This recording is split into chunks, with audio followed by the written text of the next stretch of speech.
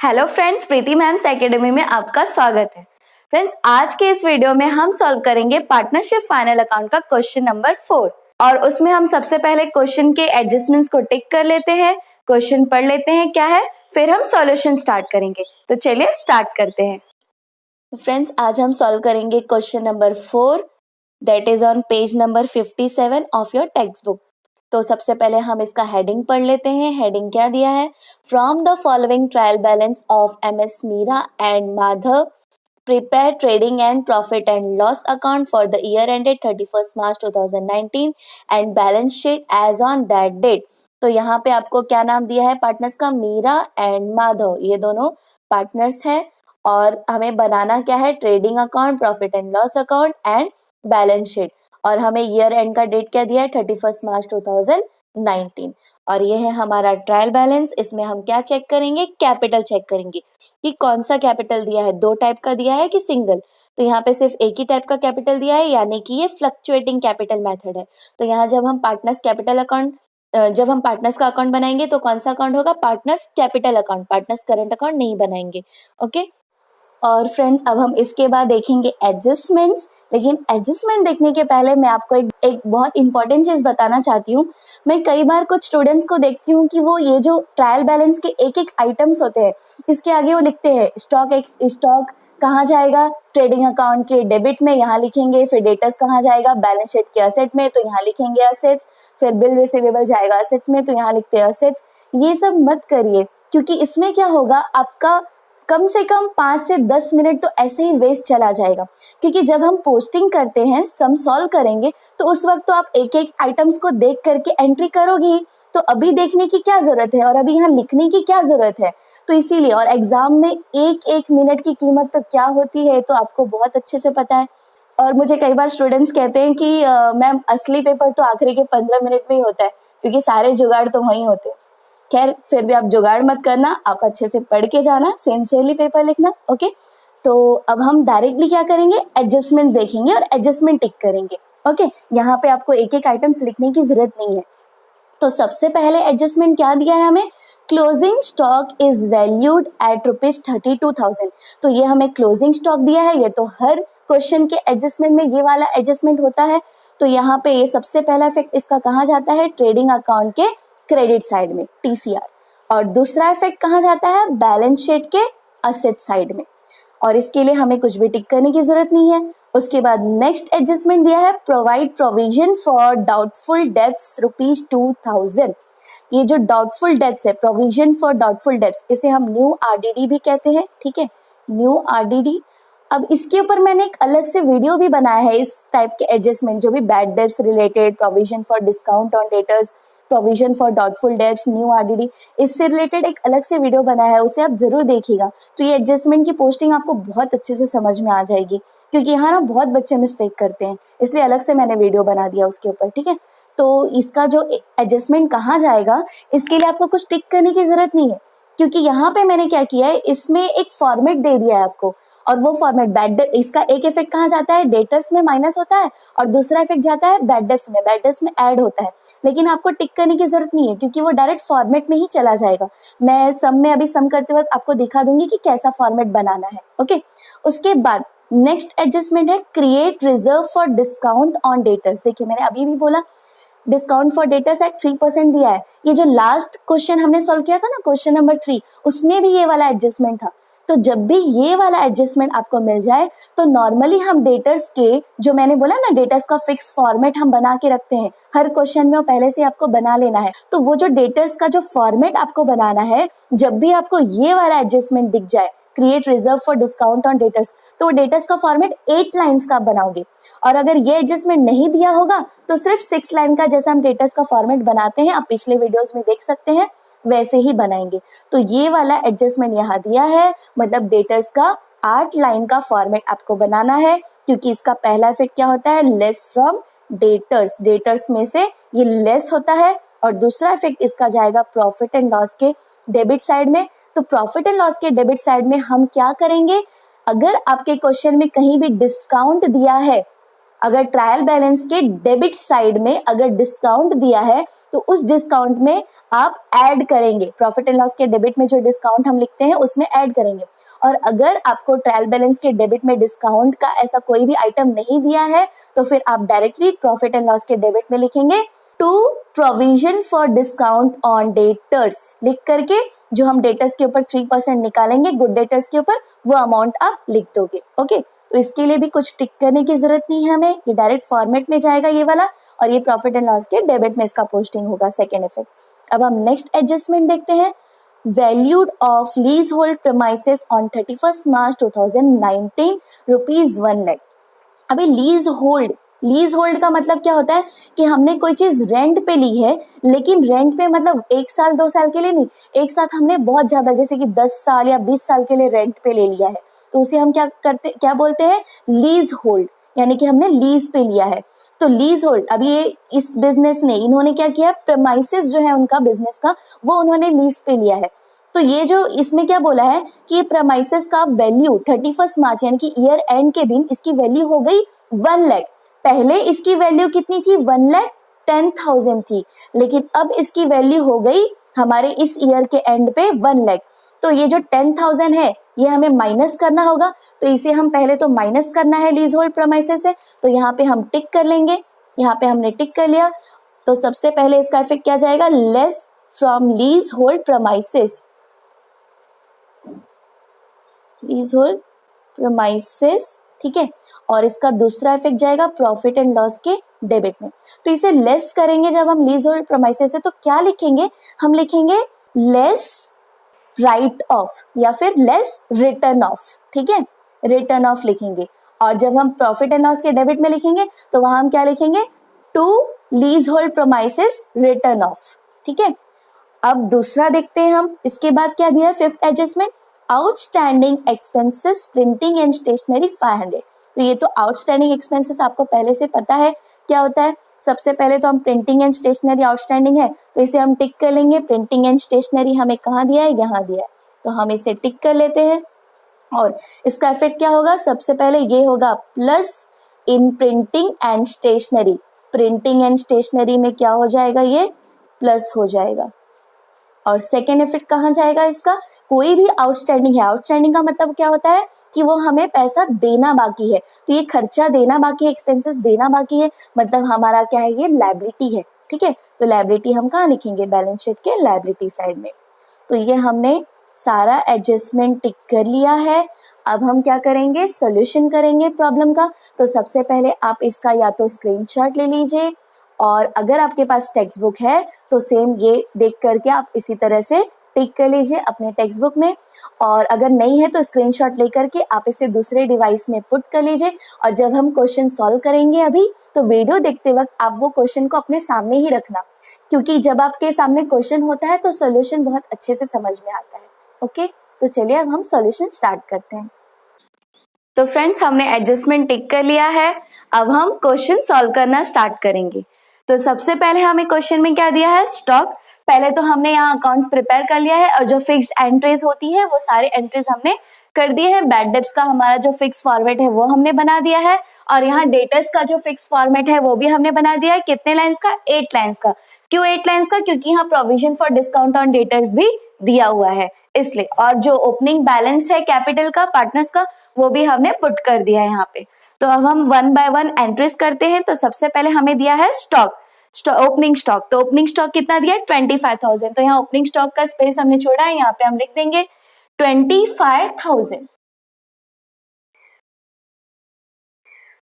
उसके बाद हमें दिया है डेटर्स। तो डेटर्स ऑलरेडी हमने उसका फॉर्मेट बनाया है, तो उसमें जाएगा डेटर्स कितना दिया है हमें, डेटर्स दिया है 80,500। तो यहाँ हम लिखेंगे 80,500 इनर कॉलम में।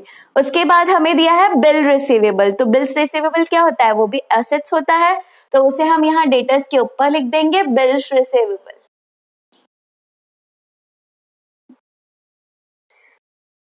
बिल्स रिसीवेबल हमें दिया है 10,000। उसके बाद दिया है परचेसेस। तो परचेसेस का ऑलरेडी हमने यहाँ जगह रख दिया है, तो इसके स्पेस पे हम अमाउंट पुट कर देंगे। कितना है परचेसेस का, 2,00,000 8,500। उसके बाद हमें दिया है रिटर्न्स, तो ये रिटर्न्स कौन से साइड है? डेबिट साइड है। जब कभी भी आपको डेबिट साइड में रिटर्न्स दिया हो तो समझ जाना कि वो सेल्स रिटर्न है, और क्रेडिट साइड में जब रिटर्न दिया होगा तो समझ जाना कि वो परचेस रिटर्न है। रिटर्न्स कभी भी उल्टा दिया होता है, परचेस डेबिट साइड में होता है तो परचेस का जो रिटर्न होगा वो क्रेडिट साइड में दिया होगा, और सेल्स क्रेडिट में दिया होता है हमें ट्रायल बैलेंस में, तो सेल्स का जो रिटर्न होगा वो ट्रायल बैलेंस के डेबिट में दिया होगा। तो ये जो रिटर्न्स डेबिट में दिया है तो ये सेल्स रिटर्न है, तो इसलिए हमें इसे सेल्स रिटर्न के यहाँ पे लिखेंगे। अमाउंट कितना है? 1000, तो यहाँ पे हम लिख देंगे 1000, और इसे हम ब्रैकेट में रख देंगे। उसके बाद क्या है? Carriage inward. तो कैरेज इनवर्ड कहाँ जाता है? ट्रेडिंग अकाउंट के डेबिट साइड में, क्योंकि वो मैन्युफैक्चरिंग रिलेटेड एक्सपेंसेस है, तो हम यहाँ लिखेंगे 3000। उसके बाद क्या दिया है? Carriage outward.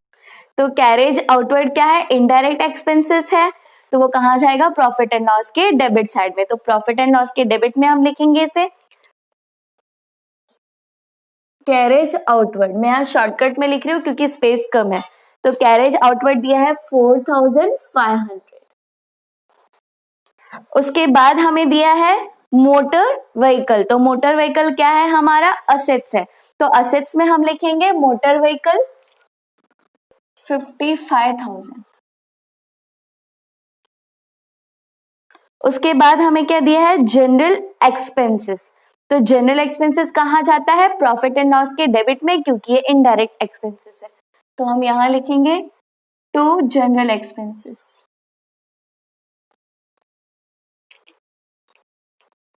उसके बाद यह एक्सपोर्ट ड्यूटी। तो एक्सपोर्ट ड्यूटी कहाँ जाता है? प्रॉफिट एंड लॉस के डेबिट में, क्योंकि मैन्युफैक्चरिंग के बाद का खर्चा है, इनडायरेक्ट एक्सपेंसेस है, तो इनडायरेक्ट एक्सपेंसेस कहाँ जाता है? प्रॉफिट एंड लॉस के डेबिट में।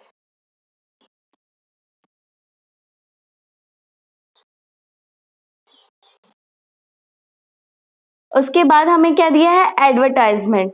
तो एडवर्टाइजमेंट के साथ में आपको कुछ एडजस्टमेंट नीचे कुछ ब्रैकेट में भी दिया है। क्या दिया है? फॉर 3 years फ्रॉम 1/10/2018, यानी कि ये एडवर्टाइजमेंट 3 years के लिए पेमेंट किया गया है, ये 3 years का अमाउंट दिया है, तो यानी कि ये क्या है? हिडन एडजस्टमेंट है। तो यहाँ पे एडवर्टाइजमेंट पहले तो कहाँ जाता है? प्रॉफिट एंड लॉस के डेबिट में, यहाँ पे हम लिखेंगे, और उसके ऊपर हिडन एडजस्टमेंट है, तो वो एडजस्टमेंट हम अभी सॉल्व करके लेंगे। तो पहले हम एडवर्टाइजमेंट का अमाउंट यहाँ पुट कर देते हैं, टू एडवर्टाइजमेंट। अमाउंट कितना दिया है? 4800। अब ये जो 4800 दिया है, इसके नीचे आपको ब्रैकेट में दिया है फॉर 3 years, यानी कि 4800 जो है 3 साल का अमाउंट पे किया गया है। तो हमें फाइनल अकाउंट के आउटर कॉलम में सिर्फ करंट ईयर का जो एक्सपेंसेस होता है वही लिखना होता है। तो यहाँ आपको दिया है ये जो ईयर 3 साल के लिए जो एडवर्टाइजमेंट का पेमेंट किया है, ये कौन से डेट को पे किया है? 1/10/2018 को पे किया है, यानी कि 1 अक्टूबर से 3 years काउंट होगा। तो हमारा जो डेट है फाइनेंशियल, हमारा जो ईयर एंडिंग है वो क्या है? 31 मार्च 2019। तो 1 अक्टूबर से लेके 31 मार्च 2019 तक कितना टाइम हो रहा है? कितने मंथ्स हो रहे हैं? 6 मंथ हो रहा है, यानी कि इस ईयर हमारा एडवर्टाइजमेंट का खर्चा कितना है? सिर्फ 6 मंथ्स का ही है, और यहाँ पे हमें 3 साल का एडवर्टाइजमेंट का अमाउंट दिया है, तो एक्स्ट्रा कितना हो गया? 6 मंथ्स का कट करके अगर हम देखेंगे तो फिर एक्स्ट्रा कितना हो गया? 30 मंथ्स। 30 मंथ्स, 3 years में कितने मंथ्स होते हैं? 36 मंथ्स होते हैं, और उसमें से 6 मंथ्स का जो एक्सपेंडिचर है एडवर्टाइजमेंट का वो इस ईयर का है, तो एक्स्ट्रा कितना हो गया? 30 मंथ्स, यानी कि 30 मंथ्स का एडवांस दिया गया है। तो वो 30 मंथ्स जो एडवांस दिया गया है वो हमें इस ईयर के अमाउंट में से माइनस करना होगा, और माइनस करने के बाद जो अमाउंट आएगा वो आउटर कॉलम में लिखेंगे। तो कितना माइनस करेंगे हम? 30 मंथ्स का। तो उसका हम कैलकुलेशन यहाँ कर लेते हैं। यहाँ हम लिखेंगे working note number 1, prepaid, calculation of prepaid advertisement. तो यहाँ पे एडवर्टाइजमेंट दिया है कितना? 4800। जब कभी भी आपको इस तरह से प्रीपेड एडवर्टाइजमेंट या प्रीपेड इंश्योरेंस दिया हो, तो जितना आपको अमाउंट दिया है उसको हम टोटल जितने ईयर्स के लिए पे किया है उस ईयर्स को नंबर ऑफ मंथ्स के हिसाब से हम काउंट करेंगे। तो यहाँ 3 years दिया है, तो 3 years में को अगर हम मंथ्स में लेंगे तो कितने मंथ्स होते हैं? 36 मंथ्स होते हैं। तो जितना भी मंथ्स होता है उस उतने मंथ से हम डिवाइड करेंगे। तो 36 मंथ्स होते हैं, 3 इयर्स मतलब, तो 36 से हम डिवाइड करेंगे। जब कभी भी आपको प्रीपेड का दिया हो एडजस्टमेंट तो इसी तरह से सॉल्व करना है। आपको प्रीपेड इंश्योरेंस दिया हो या प्रीपेड एडवर्टाइजमेंट दिया हो, जितना अमाउंट दिया है उसको जितना इयर्स आपको बोला गया है पेमेंट का, उतने इयर्स को पहले हम मंथ्स में कन्वर्ट करेंगे और उतने मंथ से हम डिवाइड करेंगे। तो जो हमें अमाउंट मिलेगा वो पर मंथ का हो जाएगा। तो जब हम 4800 को 36 से डिवाइड करेंगे तो फिर कितना आ जाएगा हमें 133.3333, ये इतना आ जाएगा। तो ये क्या हो जाएगा पर मंथ का, ये पर मंथ का मिलेगा हमें। अब एक्स्ट्रा कितना दिया है, यानी कि 36 मंथ्स में से 6 मंथ्स इस ईयर का है, तो एक्स्ट्रा कितना है 30 मंथ्स एडवांस पे किया है, तो वो 30 मंथ से इस पर मंथ को हम 30 से मल्टीप्लाई करेंगे। तो जब हम इसको 30 से मल्टीप्लाई करेंगे तो कितना आ जाएगा 4000। तो यानी कि 30 मंथ्स का एक्स्ट्रा पे किया है, तो ये जो 4000 है ये 30 मंथ्स का ये प्रीपेड है। तो ये मिल गया हमें प्रीपेड एडवर्टाइजमेंट। तो ये प्रीपेड एडवर्टाइजमेंट कितना मिल गया हमें 4000। तो ये 4000 जो प्रीपेड है इसे हम यहाँ से माइनस करेंगे, यहाँ लिखेंगे प्रीपेड एडवर्टाइजमेंट 4000। ऐसे हम लेस कर देंगे तो आउटर कॉलम में आ जाएगा 800, और ये 4000 जो प्रीपेड है इसका सेकेंड इफेक्ट कहाँ जाएगा असेट्स में। तो यहाँ पे हम लिखेंगे प्रीपेड एडवर्टाइजमेंट 4000। उसके बाद नेक्स्ट आगे हमें क्या दिया है प्रिंटिंग एंड स्टेशनरी। तो प्रिंटिंग एंड स्टेशनरी क्या है, इनडायरेक्ट एक्सपेंसेस है, तो ये प्रॉफिट एंड लॉस के डेबिट में जाएगा। तो हम यहाँ लिखेंगे to printing and stationery. Printing and stationery के ऊपर एडजस्टमेंट है तो हम इसे इनर कॉलम में लिखेंगे 1200 और 1 लाइन लीव कर देंगे। उसके बाद हमें क्या दिया है ड्राइंग्स दिया है। तो ड्राइंग्स हम कहाँ लिखते हैं पार्टनर्स कैपिटल अकाउंट के डेबिट साइड में। तो हम यहाँ पे लिखेंगे टू ड्राइंग्स। ड्राइंग्स हमें कितना दिया है मीरा का 3500 और माधव का दिया है 2000। तो जिसका ड्राइंग जितना दिया है उसके कॉलम में हमने उतना लिख दिया। उसके बाद हमें क्या दिया है लीज होल्ड प्रोमाइसेस। तो ये लीज होल्ड प्रोमाइसेस क्या होता है असेट्स होता है। लीज होल्ड का मतलब होता है हमने रेंट पे सपोज 10 इयर्स 20 इयर्स के लिए एक साथ हमने कोई प्रोमाइसेस रेंट पे ले लिया तो उसे हम क्या बोलते हैं लीज होल्ड। तो ये अपना असेट्स होता है तो इसे हम यहाँ लिखेंगे और इसके ऊपर एडजस्टमेंट है तो इसे हम इनर कॉलम में लिखेंगे अमाउंट को।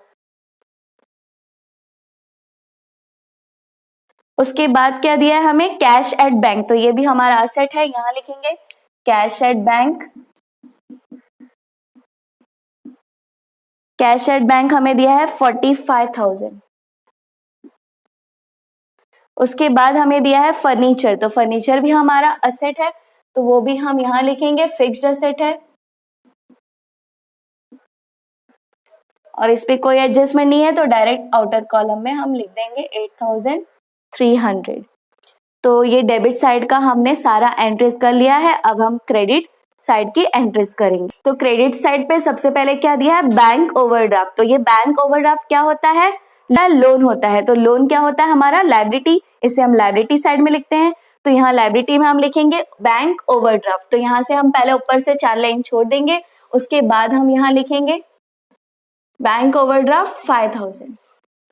उसके बाद हमें क्या दिया बिल्स पेबल। तो बिल्स पेबल भी अपनी लायबिलिटी है, इससे भी हम लायबिलिटी में लिख देंगे। बिल्स पेबल कितना है 12,500।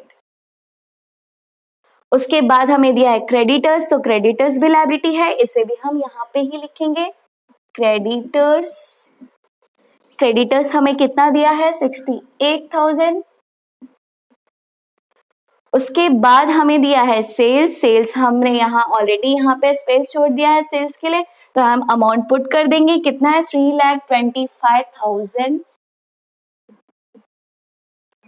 तो ये जो 3,25,000 है इसमें से सेल्स रिटर्न माइनस करना है 1,000 तो ये हम अभी माइनस कर लेंगे तो ये कितना आ जाएगा 3,24,000। उसके बाद हमें क्या दिया है, आउटस्टैंडिंग रेंट। तो आउटस्टैंडिंग रेंट जब हमें ट्रायल बैलेंस में दिया होता है तो उसका एक ही इफेक्ट जाता है और वो कहाँ जाता है, लायबिलिटी में। तो हम यहां लिखेंगे लायबिलिटी में आउटस्टैंडिंग रेंट। तो आउटस्टैंडिंग रेंट हमें कितना दिया है, 2000, तो यहां लिखेंगे हम 2000। उसके बाद हमें दिया है अनपेड वेजेस। अनपेड वेजेस भी क्या है, आउटस्टैंडिंग है। अनपेड का मीनिंग क्या होता है, आउटस्टैंडिंग। तो आउटस्टैंडिंग जब हमें कोई भी एक्सपेंसेस आउटस्टैंडिंग ट्रायल बैलेंस में दिया है तो वो कहां जाता है, लायबिलिटी साइड में जाता है। तो ये अनपेड वेजेस भी हम यही लिखेंगे, अनपेड वेजेस कितना दिया है, 1500। उसके बाद हमें दिया है कैपिटल, ओपनिंग कैपिटल। तो ये तो हमने ऑलरेडी स्टार्टिंग में ही लिख दिया है, 75,000। अब उसके बाद हमें दिया है परचेस रिटर्न। तो परचेस रिटर्न क्या होता है, परचेस से लेस होता है। तो हम यहाँ परचेस से लेस करेंगे, हमने ऑलरेडी परचेस रिटर्न लिख के रखा हुआ था। यहाँ पे हम सिर्फ ये 1000 लिखेंगे और इसे अभी हम लेस करके ले लेंगे। तो कितना आ जाएगा, यहाँ पे 2,07,500 आ जाएगा। ओके, तो ये क्रेडिट साइड का भी हमने सारा एंट्री कर दिया है। अब हम एडजस्टमेंट करेंगे। तो एडजस्टमेंट में पहला हमें दिया है क्लोजिंग स्टॉक। तो हम क्लोजिंग स्टॉक की एंट्री करेंगे, कहाँ जाता है, ट्रेडिंग अकाउंट के क्रेडिट साइड में। यहाँ पे हम लिखेंगे by closing stock. Closing stock हमें दिया है 32,000। इसका सेकेंड इफेक्ट कहाँ जाता है, असेट्स में। यहाँ पे हम लिखेंगे क्लोजिंग स्टॉक 32,000। उसके बाद हमें दिया है provide provision for doubtful debts, जो कि क्या है, न्यू आरडीडी। तो ये न्यू आरडीडी कितना दिया है हमें, 2000। तो ये न्यू आरडीडी हमें क्या करना है, इसका हमने ऑलरेडी यहाँ स्पेस रखा है, यहाँ पे हमें लिख देना है 2000। और यहाँ डेटा से रिलेटेड दूसरा कोई एडजस्टमेंट नहीं है तो इसे हम डैश कर देंगे। सेम यही अमाउंट हम इधर नीचे ले लेंगे। अब हम देखते हैं न्यू बैड डेब्ट्स दिया है कि नहीं। तो एडजस्टमेंट में न्यू बैड डेब्ट्स भी हमें नहीं दिया है, हमने ये ऑलरेडी देखा था। तो ये न्यू बैड डेब्ट्स के भी जगह पे हम डैश करेंगे और ये सेम अमाउंट हम यहाँ नीचे लिख लेंगे। ओके, अब इसमें से हमें ये अमाउंट जो है न्यू आरडीडी का लेस करना है, तो इसमें से हम ये अमाउंट लेस करेंगे। तो यहाँ पे आ जाएगा कितना, 78,500 आ जाएगा। अब इसमें जो आगे के एडजस्टमेंट्स होंगे वो करके हम कैलकुलेशन करेंगे।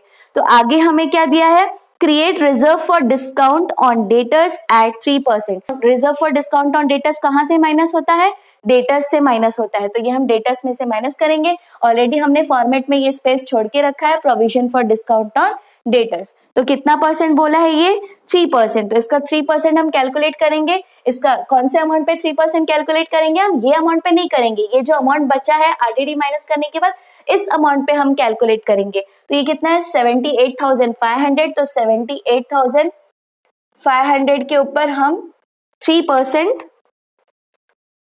हाँ तो ये है 3% हम कैलकुलेट कर लेंगे। तो ये आ गया 2355। तो यहाँ पे हम लिख देंगे 2355 और इसे भी क्या करना है, हमें माइनस करना है। तो ये हम माइनस कर लेंगे तो यहाँ कितना आ जाएगा, 76,145। और ये जो न्यू बैड डेब्ट्स और आरडीडी का बैड डेब्ट्स से रिलेटेड जितना भी एडजस्टमेंट है, इसका मैंने अलग से वीडियो बनाया है, वो आप जरूर देखना। तो फिर आपको इससे रिलेटेड जो भी डाउट है डेटर्स से रिलेटेड कि डेटर्स पे कौन से टाइप के एडजस्टमेंट्स आते हैं और उसका हमें कैसे इफेक्ट देना है, तो वो आपको अच्छे से क्लियर हो जाएगा। ओके, तो अब ये जो न्यू बैड डेब्ट्स तो हमें नहीं दिया था, न्यू आरडीडी दिया था और provision for discount on debtors दिया था। इनका एक एक इफेक्ट हमने दे दिया है। अब सेकेंड इफेक्ट, एडजस्टमेंट के 2 इफेक्ट होते हैं, तो अब सेकेंड इफेक्ट हम देंगे। तो सेकेंड इफेक्ट दोनों की कहाँ जाएंगे, प्रॉफिट एंड लॉस के डेबिट में। तो जो न्यू आरडीडी था वो न्यू आरडीडी का स्पेस हमने ऑलरेडी यहाँ रखा है बैड डेब्ट्स में जो फॉर्मेट है उसमें, तो यहाँ पे हम लिख देंगे। तो न्यू आरडीडी कितना था, 2000 था, तो यहाँ पे हम लिख देंगे 2000। और हमारे क्वेश्चन में बैड डेब्ट्स नहीं दिया था तो यहाँ हम डैश कर देंगे। न्यू बैड डेब्ट्स भी नहीं दिया है, डैश कर देंगे। तो यहाँ कुछ भी नहीं आया, डैश हो गया। तो फिर ये न्यू आरडीडी ही सिर्फ बचा हुआ है, तो न्यू आरडीडी को हम नीचे ले लेंगे 2000। और ओल्ड आरडीडी भी हमें क्वेश्चन में कहीं नहीं दिया है कुछ, तो फिर ये भी हम डैश करेंगे और ये 2000 को हम आउटर कॉलम में लिख लेंगे। ये इतना, ये फॉर्मेट इसलिए बनाना है क्योंकि आपको मोस्टली हर क्वेश्चन में ये एडजस्टमेंट्स आते हैं। तो आप ये मत सोचना कि एक ही इफेक्ट था फिर भी मैम ने क्यों बोला कि एडजस्टमेंट ऐसा फॉर्मेट बनाना है, क्योंकि ये फॉर्मेट इसलिए बनाना है क्योंकि हर क्वेश्चन में आपको इससे related new bad debts, new RDD related आते हैं एंट्रीज। तो यहाँ पे बच्चे कंफ्यूज हो जाते हैं, इसलिए फॉर्मेट आप अगर बना लोगे तो कंफ्यूज नहीं होगे। ओके, तो अब हम आगे देखते हैं। नेक्स्ट ये एंट्री हमने कर लिया, और सेकंड जो था provision for discount on debtors, जो अगला एडजस्टमेंट था उसका भी सेकंड इफेक्ट कहाँ जाएगा, प्रॉफिट एंड लॉस के डेबिट में। तो अगर प्रॉफिट एंड लॉस के लिए अगर आपको ट्रायल बैलेंस के डेबिट साइड में डिस्काउंट दिया होगा तो उस डिस्काउंट में हम वो एंट्री ऐड करते हैं, लेकिन अगर डिस्काउंट नहीं दिया है तो हम डायरेक्ट यहाँ पे लिखेंगे to provision for discount on debtors. तो ये डिस्काउंट ऑन डेटर्स कितना आया था, 2355, तो ये हम लिख देंगे 2355। ओके, उसके बाद आगे हमें क्या दिया है, valued of lease hold premises on 31 March 2019 rupees 1 lakh. तो ये जो 1 लाख रुपीज है लीज होल्ड प्रमाइसेस का, इसका मैंने ऑलरेडी बताया था क्या इफेक्ट जाएगा। लीज होल्ड प्रमाइसेस में से हम जितना दिया है, पहले से कितना है 1,10,000 है, और अब उसकी वैल्यूएशन कितनी बता रही है कि 1 लाख हो गया है, यानी कि 10,000 कम हो गया है। तो ये 10,000 को हम क्या करेंगे, राइट ऑफ कर देंगे। 10,000, तो ये हम माइनस करेंगे तो यहाँ आ जाएगा 1 लाख। तो वैल्यूएशन ईयर के एंड में बोला था कि लीज होल्ड प्रेमाइसेस का 1 लाख हो गया है, तो इसलिए आउटर कॉलम में हमारा 1 लाख आ गया। ओके, अब इसका हम सेकेंड इफेक्ट देंगे, तो सेकेंड इफेक्ट हम कहाँ लेंगे, प्रॉफिट एंड लॉस के डेबिट में। ठीक जैसे कि हम डेप्रिसिएशन लिखते हैं, ये भी एक तरह का क्या होता है, डेप्रिसिएशन ही होता है, जितना उतना। अब जैसे कि लीज होल्ड प्रेमाइसेस सपोज हमने 10 इयर्स के लिए लिया था प्रेमाइसेस लीज पे, रेंट पे, तो उसमें से मान लो हमने ये 1 ईयर यूज कर लिया, तो 1 ईयर का कितना हो गया अमाउंट, 10,000। तो वो 10,000 हमने यूज कर लिया तो वो हमें माइनस करना होगा, तो इसलिए हम वो माइनस करते हैं, और वो हमारा एक्सपेंडिचर है, तो इसके लिए हम उसका सेकेंड इफेक्ट कहाँ लिखते हैं, प्रॉफिट एंड लॉस के डेबिट में, क्योंकि वो इनडायरेक्ट एक्सपेंडिचर है। तो यहाँ पे हम लिखेंगे to leasehold premises written of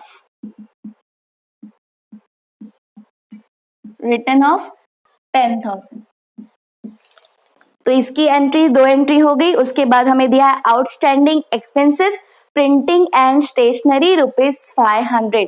तो ये प्रिंटिंग एंड स्टेशनरी आउटस्टैंडिंग है, तो आउटस्टैंडिंग हम क्या करते हैं, ऐड करते हैं। तो प्रिंटिंग एंड स्टेशनरी में हम ऐड करेंगे आउटस्टैंडिंग प्रिंटिंग एंड स्टेशनरी 500, तो ये कितना हो जाएगा 1700। और इसका भी सेकेंड इफेक्ट आएगा, तो सेकेंड इफेक्ट आउटस्टैंडिंग का कहाँ जाता है, लायबिलिटीज में। तो यहाँ पे हम लिखेंगे आउटस्टैंडिंग प्रिंटिंग एंड स्टेशनरी। यहाँ मैंने शॉर्टकट में लिखा है आउटस्टैंडिंग क्योंकि मुझे स्पेस कम है, आप पूरा फुल फॉर्म लिखना है। ओके, उसके बाद हमें ये एडजस्टमेंट्स पूरा हमने कर दिया है। अब उसके बाद हमें क्या करना है, ग्रॉस प्रॉफिट कैलकुलेट करना है। तो हम क्रेडिट साइड का टोटल और डेबिट साइड का टोटल लेंगे, दोनों साइड का कौन सा टोटल ज्यादा हो रहा है वो देखेंगे। अगर क्रेडिट ज्यादा है डेबिट कम है तो हमें ग्रॉस प्रॉफिट मिलेगा, और अगर क्रेडिट कम है डेबिट ज्यादा है तो हमें ग्रॉस लॉस मिलेगा।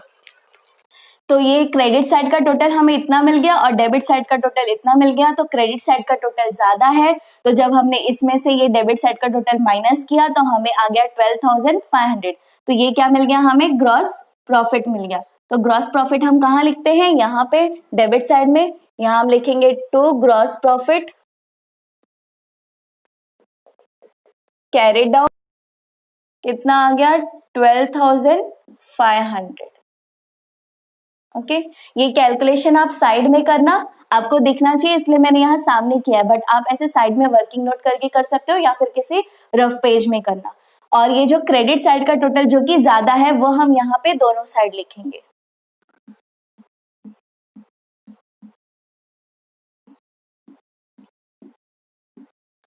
तो ये टोटल लिखने के बाद और ये ग्रॉस प्रॉफिट लिखने के बाद ये जो यहाँ का टोटल है इतना आना चाहिए, यहाँ का टोटल इतना आना चाहिए, इसलिए जो ज्यादा टोटल है वो हम ऐसे दोनों साइड प्रेजेंट करते हैं।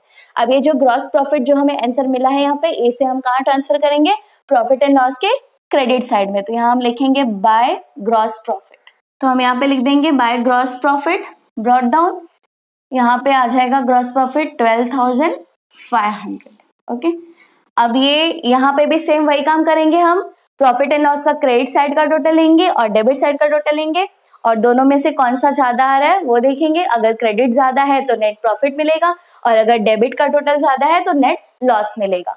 तो यहाँ हमने लिख लिया है क्रेडिट साइड का टोटल तो सेम है क्योंकि यहाँ पे एक ही एंट्री है और डेबिट साइड का टोटल इतना आ गया है तो क्रेडिट ज्यादा है और डेबिट कम है तो हमें इतना मिल गया, ये क्या हो जाएगा नेट प्रॉफिट। अब ये हम दोनों पार्टनर्स के बीच में डिवाइड कर देंगे और दोनों पार्टनर्स का प्रॉफिट शेयरिंग रेशियो क्या दिया है वो देखेंगे। तो आपके क्वेश्चन में प्रॉफिट शेयरिंग रेशियो कुछ नहीं दिया है तो हम क्या करेंगे, पार्टनर्स के इस नेट प्रॉफिट को हम इक्वली डिवाइड करेंगे। तो इसे आप 2 से डिवाइड कर लेना, 2 से डिवाइड करके जो आएगा वो हम दोनों पार्टनर्स में डिवाइड कर देंगे। तो यहाँ पे हम कैसे लिखेंगे net profit, 2 net profit carried down और यहाँ ब्रैकेट में लिखेंगे transfer to partners capital account.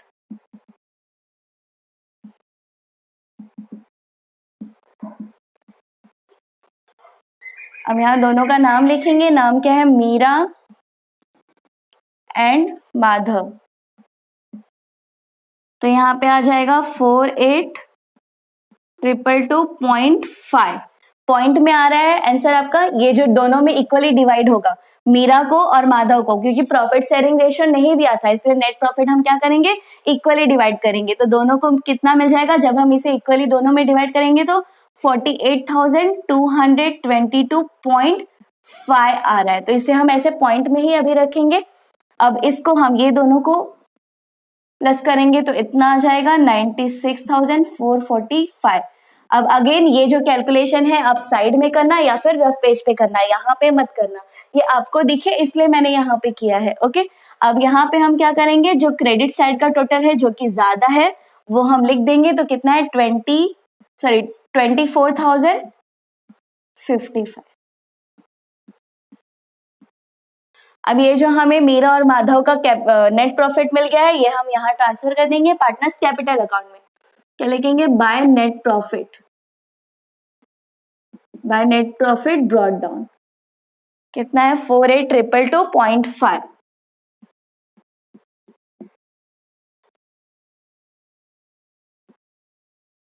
अब हम इसका टोटल ले लेंगे और इसके टोटल क्रेडिट के टोटल में से दोनों का डेबिट का टोटल माइनस करेंगे और जो अमाउंट आएगा वो यहाँ पे लिखेंगे, क्योंकि डेबिट साइड कम है देख के हमें पता चल रहा है इसलिए हम यहाँ पे लिखेंगे बैलेंस जो आएगा। तो यहाँ हमने इसका टोटल ले लिया और ये मीरा के टोटल में से मीरा का डेबिट साइड का टोटल हमने माइनस किया तो ये अमाउंट आ गया।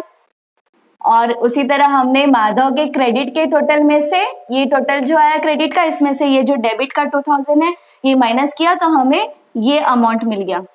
तो हमें मीरा का कितना मिल गया 1,19,722.5 और माधव का कितना मिल गया बैलेंस 1,21,222.5। तो ये दोनों का जो टोटल आया है इसका हम ट्रांसफर कहाँ करेंगे, लायबिलिटी में।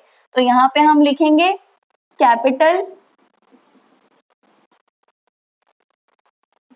मीरा एंड माधव। तो उनका जो अमाउंट आया है हम यहाँ लिख देंगे 1,19,722.5 और माधव का 1,21,222.5 और इसको हम टोटल करके आउटर कॉलम में ले लेंगे। तो कितना आ जाएगा, एक मिनट, तो कितना आ जाएगा 24,0945। तो ये आ जाएगा 2,40,945। अब ये जो लायबिलिटी साइड है और ये जो असेट साइड है दोनों का हम टोटल कर लेंगे। तो अगर हम इसका टोटल करेंगे तो हमें अमाउंट कितना मिलेगा, यहाँ का टोटल आ जाएगा 3,30,445। यहाँ पे भी हम असेट साइड का भी हम टोटल ले लेंगे तो इसका भी टोटल कितना आ जाएगा 30,445। तो ये दोनों साइड का आपका टैली होना चाहिए, असेट्स एंड लायबिलिटीज। तो आपका आंसर करेक्ट है। तो फ्रेंड्स, हमने क्वेश्चन नंबर 4 सॉल्व कर लिया है। और सबसे इम्पॉर्टेंट बात मैं आपको ये बताना चाहती हूँ कि जो पार्टनरशिप फाइनल अकाउंट का लेक्चर 3 का जो वीडियो मैंने बनाया है, that is partnership final account का जो इंट्रोडक्शन का वीडियो है, उसका लिंक मैंने डिस्क्रिप्शन में दे दिया है, वो आप जरूर देखिए, क्योंकि उस वीडियो में मैंने ये सारी बातें एक्सप्लेन की है कि ट्रायल बैलेंस के कौन से आइटम पार्टनरशिप फाइनल अकाउंट के किस साइड पोस्ट होंगे, डेबिट में जाएगा, क्रेडिट में जाएगा, ट्रेडिंग अकाउंट में जाएगा कि प्रॉफिट एंड लॉस अकाउंट में जाएगा, सब मैंने डिटेल में बताया है। और ट्रेडिंग अकाउंट के बारे में, प्रॉफिट एंड लॉस अकाउंट के बारे में, बैलेंस शीट, फिर पार्टनर्स कैपिटल अकाउंट कब कौन सा अकाउंट बनेगा, पार्टनर्स करंट अकाउंट कब बनेगा, पार्टनर्स कैपिटल अकाउंट कब बनेगा, ये सारी चीजें मैंने उसमें एक्सप्लेन की है। तो वो आप जरूर देखिए, क्योंकि अगर आपको ऐसे एंट्रीज रिलेटेड, जैसे कि कौन सी आइटम्स ट्रायल बैलेंस के कहाँ पोस्ट होती है, इससे अगर कुछ भी डाउट आता है ऐसा, तो वो सब वो वीडियो देखने के बाद क्लियर हो जाएगा। और उसके अलावा और एक वीडियो मैंने बनाया है बैड डेब्ट्स के एडजस्टमेंट्स रिलेटेड, जिसमें कि bad debts related, provision for bad debts और provision for discount on debtors related सारा एडजस्टमेंट मैंने एक्सप्लेन किया है। ये भी वीडियो आप जरूर देखिए, उसका भी लिंक मैंने डिस्क्रिप्शन में दे दिया है। अब इसके ऊपर मैंने अलग से वीडियो इसलिए बनाया क्योंकि मैं पास्ट एक्सपीरियंस से मैंने ये देखा है कि बहुत से बच्चे यहाँ पे मिस्टेक करते हैं। तो अगर आप ये वीडियो देख लेंगे तो ये जो मिस्टेक बच्चे करते हैं ये आप नहीं करेंगे। तो आप ये वीडियो जरूर देखिएगा, तो उससे रिलेटेड, बैड डेब्ट्स रिलेटेड जो भी एडजस्टमेंट्स होते हैं, RDD related, okay, provisions for bad debts and provision for discount on debtors related, वो सारे डाउट्स आपके सॉल्व हो जाएंगे। और फिर भी अगर कोई डाउट आता है तो प्रीति मैम तो है ही, आप कमेंट करके मुझे पूछ सकते हैं। कमेंट में आप लिख दीजिए क्या डाउट है, जैसे ही मुझे आपका कमेंट दिखेगा मैं आपको आंसर कर दूंगी। और फ्रेंड्स, तो अगर आपको आज का ये वीडियो पसंद आया हो तो इसे लाइक कीजिए, शेयर कीजिए और हमारे चैनल को सब्सक्राइब कीजिए, क्योंकि अगर आप सब्सक्राइब नहीं करेंगे तो आपको सारे वीडियोस मिलेंगे नहीं, ये सारे वीडियोस ढूंढने में आपको परेशानी होगी। और दूसरी बात, आपके जो फ्रेंड्स होंगे 12th स्टैंडर्ड में, उन्हें भी शेयर करिए, क्योंकि इस लॉकडाउन में मैं देख रही हूँ कि सबसे ज्यादा परेशानी उन स्टूडेंट्स को आ रही है जिनका बोर्ड एग्जाम है। उन्हें एक तो ऑनलाइन लेक्चर्स अटेंड करने में भी परेशानी आ रही है, जो उनके कॉलेजेस के ऑनलाइन लेक्चर्स हो रहे हैं, कई बार पावर फेलियर्स हो जाते हैं या फिर नेट इश्यूज हो जाता है, बीच में नेट ब्रेक हो जाता है, तो जिस वजह से वो लेक्चर ठीक से अटेंड नहीं कर पाते हैं, ऑनलाइन लेक्चर्स उनके कॉलेज के, और कई इंपॉर्टेंट इन्फॉर्मेशन मिस हो जाती है, या फिर कई बार उनको एक बार में समझ में नहीं आता तो वो सोचते हैं दोबारा हम फिर से देख लें। तो दोबारा देखने के लिए ऑप्शन क्या है? तो इसलिए अगर आप ये वीडियो उन्हें भी शेयर करेंगे तो डेफिनेटली उनका भी हेल्प होगा।